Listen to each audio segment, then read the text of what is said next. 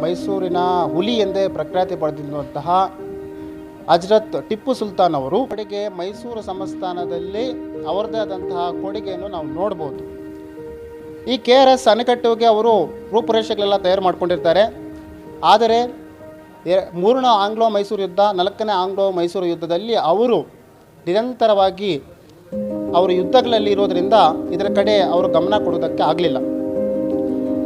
ಆದರೆ ಇವರು ಈ ಯೋಜನೆಯನ್ನು KRS ಡ್ಯಾಮ್ ಅಣೆಕಟ್ಟನ್ನು ಕಟ್ಟಬೇಕಂತ ಅವರು ಅದಕ್ಕೆ ಬೇಕಾದಂತಹ ಎಲ್ಲ ಸಕಲ ಸಿದ್ಧತೆಗಳನ್ನು ಮಾಡಿಕೊಂಡಿದ್ದರು. ಆದರೆ ಒಂದು ದೊಡ್ಡ ದುರಂತ, ಅದನ್ನು ಅವರು ಕಟ್ಟುವುದಕ್ಕೆ ಆಗಲಿಲ್ಲ. ತದನಂತರ ಅವರು ಒಂದು 16 ವರ್ಷಗಳ ಕಾಲ ಏನು ಮೈಸೂರು ಸಾಮ್ರಾಜ್ಯವನ್ನು ಆಳ್ವಿಕೆ ಮಾಡಿದ್ರು, 1784ರಿಂದ 1789ವರೆಗೆ 16 ವರ್ಷಗಳ ಅವರು ಆಡಳಿತವಿತ್ತು. ಅದರಲ್ಲಿ ಮೈಸೂರು ಸಾಮ್ರಾಜ್ಯವನ್ನು 62,000 ಚದರ ಕಿಲೋಮೀಟರ್ ಅಷ್ಟು ವಿಸ್ತಾರ ಎಕ್ಸ್ಪೆಂಡೇಷನ್ ಮಾಡಿರ್ತಾರೆ. ಅವರ ಕಾಲದಲ್ಲಿ ಸಾಕಷ್ಟು ರೀತಿಯ ಕೃಷಿಯಲ್ಲಿ ಅವರು ಒಂದು ಕ್ರಾಂತಿಯನ್ನು ಮಾಡಿರ್ತಾರೆ.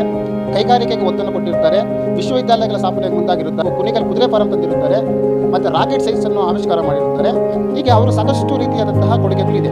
ವಿಶೇಷವಾಗಿ ದಲಿತರ ಮೇಲೆ ಇರುವಂತಹ ಶೋಷಣೆ ವಿರುದ್ಧ ಅವರು ಹೋರಾಟ ಮಾಡಿರುತ್ತಾರೆ. ಟಿಪ್ಪು ಸುಲ್ತಾನ್ ಅವರ ಕೊಡುಗೆ ಕರ್ನಾಟಕದಲ್ಲಿ